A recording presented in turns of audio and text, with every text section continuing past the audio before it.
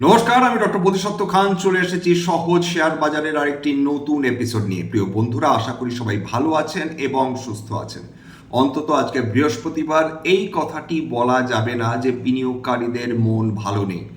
আজকে যে কারণগুলোর জন্যে ভারতীয় শেয়ার বাজার উঠল সেগুলোর সংক্ষেপে একটু আলোচনা করে নিই।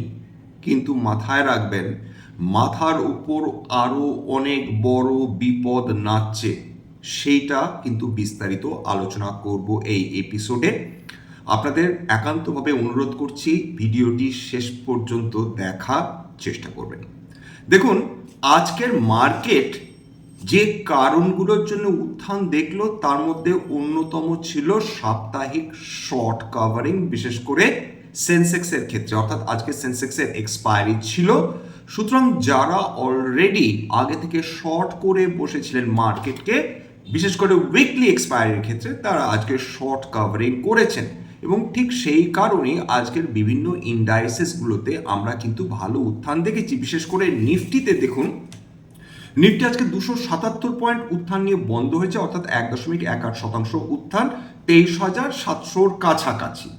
বিএসসি সেন্সেক্স ওই 75,400 কাছাকাছি, 1% বেশি উত্থান। নিফটি ব্যাংকও আজকে 1.25% উত্থান।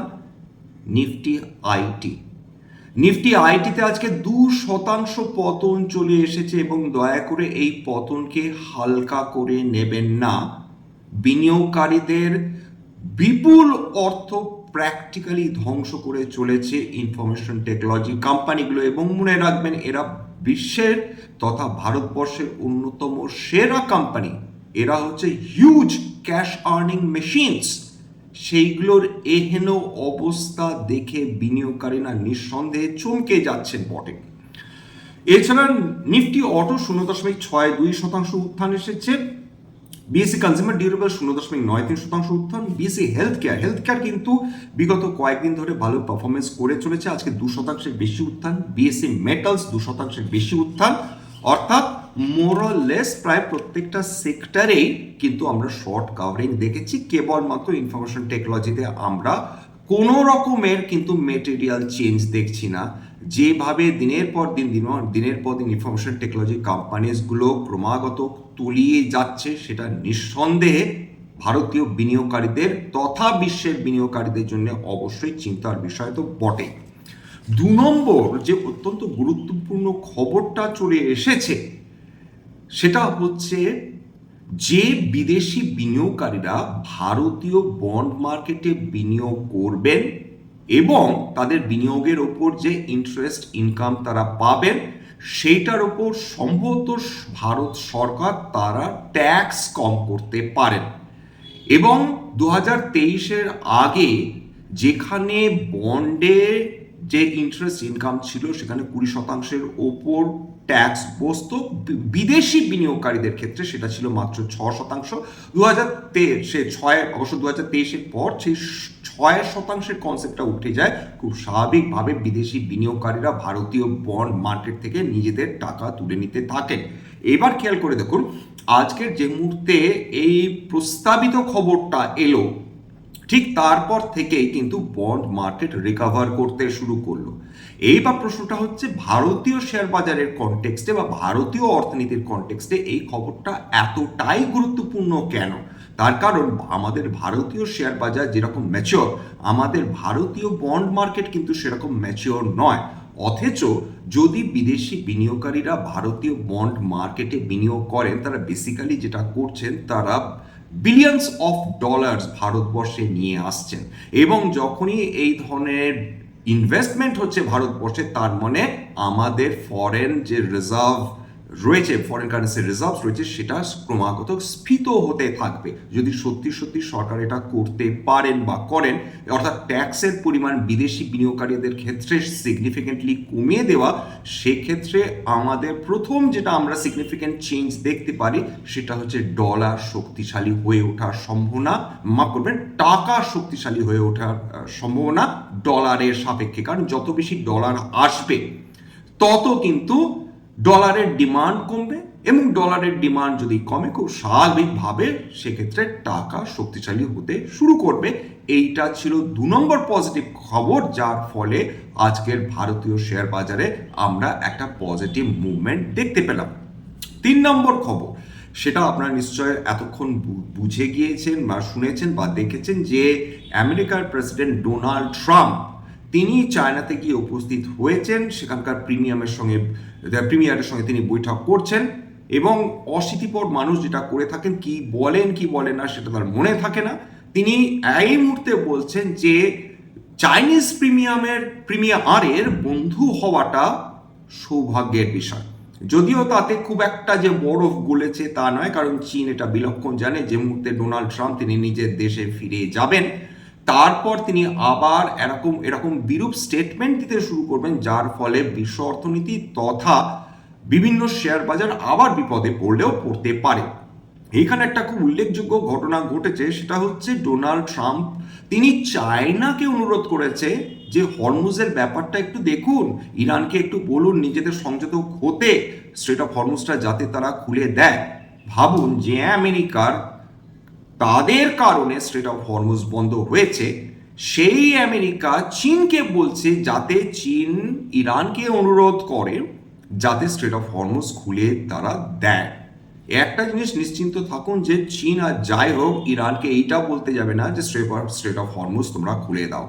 ইরান যে প্রবলেমসগুলোর কথা বলেছে আমেরিকাকে, যেখানে তারা সলিউশন চাইছে, এখানে তাদের মধ্যে অন্যতম ডিমান্ড হচ্ছে যে ঠিক আছে আমরা স্ট্রেট অফ হরমুজ খুলে দিচ্ছি, কিন্তু তার সঙ্গে আমাদের তেলের এক্সপোর্টের ওপর তোমরা যে স্যাংশন এত বছর ধরে বসিয়ে এসেছো সেটা তুলে নাও, আমাদের কোনো সমস্যা নেই, সমস্ত তেলবাহী জাহাজকে আমরা যেতে দেবো। খুব স্বাভাবিক একটা সহজ সরল সলিউশন। এবং সেটা হলে যদি ইরানের তেল যদি অনুমতি পায়, সেখান থেকে স্যাংশন উঠে যায়, নিশ্চিন্ত থাকুন যেদিন এই খবরটা আসবে সেদিন অয়েল মার্কেটে ক্রুড অয়েল বলুন, ব্রেন্ট ক্রুড বলুন, সমস্ত তেল বা অয়েল বাস্কেটসগুলো বা ক্রুড অয়েল বাস্কেটসগুলোতে সেখানে ক্র্যাশ আসবে। কিন্তু সেটা তো আমেরিকা হতে দেবে না, তাদের সব কিছু চাই, বিনিময়ে তারা ডেফিনেটলি কিছু দেবে না। এবং ক্রুড অয়েল এবং ব্রেন্ট ক্রুড স্বাভাবিকভাবে আমেরিকান প্রেসিডেন্ট সেখানে গিয়ে পৌঁছানোর পরেও কিন্তু কোনো ইতিবাচক মুভমেন্ট দেখায়নি। ক্রুড অয়েল ওই $100.95 প্রতি ব্যারেলেই ট্রেড করছিল, ব্রেন্ট ক্রুড ওই $105.48 প্রতি ব্যারেলেই ট্রেড করছিল, অর্থাৎ কোনো ম্যাটেরিয়াল চেঞ্জ কোনোভাবেই আসেনি। সোনা এবং রূপো ট্রেড করছিল ভীষণভাবে ফ্ল্যাটে। এইবার আরেকটা খুব গুরুত্বপূর্ণ ঘটনা, যদিও এর ফলে মার্কেটে আতঙ্ক সৃষ্টি হতে পারত কিন্তু হয়নি, সেটা হচ্ছে হোলসেল ইনফ্লেশন। আগের দিন আপনারা রিটেল ইনফ্লেশন দেখেছিলেন যে কিভাবে 3.87% পৌঁছে গিয়েছিল 3.4% থেকে, অর্থাৎ মার্চ থেকে এপ্রিলে। আজকের যে হোলসেল প্রাইস ইন্ডেক্স ইনফ্লেশন আমরা দেখতে পেয়েছি সেটা মাথায় হাত দেওয়ার মতন অবস্থায়, যদিও রিজার্ভ ব্যাঙ্ক অফ ইন্ডিয়া তারা কিন্তু সিপিআই ইনফ্লেশনই দেখে, তারা ডব্লিউপিআই ইনফ্লেশন অতটা দেখে না। কিন্তু এটা আমাদের কনসার্ন হওয়ার প্রয়োজন রয়েছে। কেন জানেন? তার কারণ বিগত 3.5 বছরের মধ্যে আজকের দিনে দাঁড়িয়ে ডাব্লিউপিআই ইনফ্লেশন সর্বোচ্চ, অর্থাৎ 42 মাসের মধ্যে সর্বোচ্চ জায়গায় পৌঁছে গেছে 8.3% এপ্রিল মাসে, thanks to the crude oil spike. কি এই সাংঘাতিক লেভেলের ক্রুড অয়েলের দামে বৃদ্ধি হওয়ার ফলে হোলসেল প্রাইস ইন্ডেক্স ইনফ্লেশন বা ডাব্লিউপিআই ইনফ্লেশন সেটা 8.3% পৌঁছে গিয়েছে। এবং এর মধ্যে সবচেয়ে বড় কালপ্রিট যে সেইটা অবশ্যই অপরিশোধিত জ্বালানি তেল। মার্চ মাস থেকে কেবলমাত্র এপ্রিল মাসে ক্রুড অয়েলের প্রাইস ইনফ্লেশন 88% বৃদ্ধি হয়েছে, প্রায় ডাবল হয়ে গিয়েছে। তাহলে কিভাবে বলুন তো আমরা ইনফ্লেশন দমন করব, ইনফ্লেশন কন্ট্রোল করব, যেখানে এক্সটার্নাল সার্কামস্টান্সেসগুলো আমাদের হাতেই নেই, যেখানে জিওপলিটিক্যাল টেনশন আমাদের হাতেই নেই, সেইখানে এই ম্যাক্রো ইকোনমিক ফ্যাক্টরসগুলোর ফলে ভারতীয় শেয়ার বাজার দুর্মুষ হয়ে যাচ্ছে। এবং আমাদের এই মুহূর্তে শান্ত হয়ে চুপ করে বসে থাকা ছাড়া কিন্তু কোনো উপায় নেই। এবং 88% এক মাসে যদি কেবলমাত্র ক্রুড অয়েল ইনফ্লেশন হয়, যদি এই ওয়ার কন্টিনিউ করে, নিশ্চিন্ত থাকুন আমাদের সমস্ত পণ্যের দাম এমনভাবে বৃদ্ধি পাবে যে আমরা বিস্ময়ের সঙ্গে ভীতির সঙ্গে তার দিকে তাকিয়ে থাকতে বাধ্য হব। অলরেডি আমাদের রিজার্ভ ব্যাংকের মাননীয় গভর্নর তিনি জানিয়ে দিয়েছেন যে যদি এইভাবে চলতে থাকে সেক্ষেত্রে সরকারের আর কোনো উপায় থাকবে না, যে কোনো রকম ক্রিটিসিজমের জায়গাই এখানে নেই। এখানে সরকার সম্পূর্ণভাবে নিরুপায়, কিচ্ছুটি তার করা নেই। যদি বিজেপি সরকারের জায়গা অন্য সরকারও থাকতো ওই একই অবস্থার মধ্যে দিয়েই তাদের যেতে হতো। বর্তমান ক্ষেত্র ঠিক তাই হচ্ছে। এখন এই তেলের দাম যদি বৃদ্ধি হয়, যেটা সরকার করতে আজ নয় কাল নয় পরশু করতে বাধ্য হবেনি, সেই ক্ষেত্রে ইনফ্লেশন স্পাইক করার সম্ভাবনা আরো বেশি। রিজার্ভ ব্যাংক অফ ইন্ডিয়া তার ইন্টারভিন করার সম্ভাবনা আরো বেশি, এবং সেই ক্ষেত্রে যেটা ফার্স্ট যেটা দাঁড়াবে সেটা হচ্ছে সমস্ত যারা কনজিউমার্স রয়েছে তাদের ক্রয় ক্ষমতাকে কমিয়ে দেওয়া, অর্থাৎ রেপো রেট বাড়িয়ে দেওয়া। Repo rate one of the means, কিন্তু অর্থাৎ যে ঋণ মানুষ নিচ্ছেন তার উপর সুদের হার বৃদ্ধি করে দাও। তার মানে মানুষ তার পার্সোনাল লোন বলুন, হোম লোন বলুন, কার লোন বলুন, অটো লোন বলুন, যাই বলুন না কেন, সেগুলো নেওয়ার থেকে পিছিয়ে আসবেন, এবং সেই ক্ষেত্রে যখনই ডিমান্ড কমে যাবে কোনো প্রোডাক্টসের, খুব স্বাভাবিকভাবে সেইটা ব্যবহার করা হবে ইনফ্লেশনের বিরুদ্ধে লড়াই করার ক্ষেত্রে। এবং আরেকটা যেটা ব্যাপার দাঁড়াচ্ছে যে এই মুহূর্তে ইনফরমেশন টেকনোলজি যদি কোম্পানিজগুলো দেখেন, সেটা ভয়াবহ পরিস্থিতির সৃষ্টি হয়েছে। খেয়াল করে দেখুন যে কেবলমাত্র এই 2026-এ আইটি সেক্টর অর্থাৎ নিফটি আইটি ইন্ডেক্স 27.78% নিচে নেমে গিয়েছে, মানে প্রায় 28%। ইন্ডিভিজুয়াল স্টকে 30, 40, 50, 60% আমরা পতন হতে দেখেছি। কিন্তু এমন একটা ইন্ডেক্স যাতে বিশ্বের সেরা সেরা কোম্পানিজগুলো রয়েছে, সেই ইন্ডেক্সটা যদি মাত্র 4 মাসের মধ্যে 28% পতন দেখেন, তাহলে বুঝতে হবে সাংঘাতিক গন্ডগোল কিছু চলছে। যতই ইনফরমেশন টেকনোলজি কর্মকর্তারা এটাকে হেসে উড়িয়ে দেওয়ার চেষ্টা করুন না কেন, তাদের ভীতি রিফ্লেক্টেড হচ্ছে তাদের কর্মপদ্ধতির মাধ্যমে। খেয়াল করে দেখুন তো, কেবলমাত্র এই জানুয়ারি, ফেব্রুয়ারি, মার্চ, এপ্রিল এই 4টি মাসে কত হাজার এমপ্লয়ির চাকরি চলে গেছে বিভিন্ন আইটি কোম্পানির মাধ্যমে। সুতরাং যখন দেখবেন যে আইটি কোম্পানিজগুলো বিপদে পড়েছে, সঙ্গে সঙ্গে খোঁজ নেবেন যে আইটি এমপ্লয়িজদের উপর কোপ পড়ছে না তো। যদি দেখেন যে আইটি এমপ্লয়িজদের উপর কোপ পড়ছে, তাদের চাকরি চলে যাচ্ছে, বুঝতে পারবেন যে আইটি সেক্টরের অন্তর্গত কোম্পানিগুলো নিঃসন্দেহে প্রবলেম রয়েছে। তাই সেই জন্য তারা কস্ট কাটিং মেজার্স নিচ্ছে, এমপ্লয়িজ ছাঁটাই করে চলেছে একের পর এক।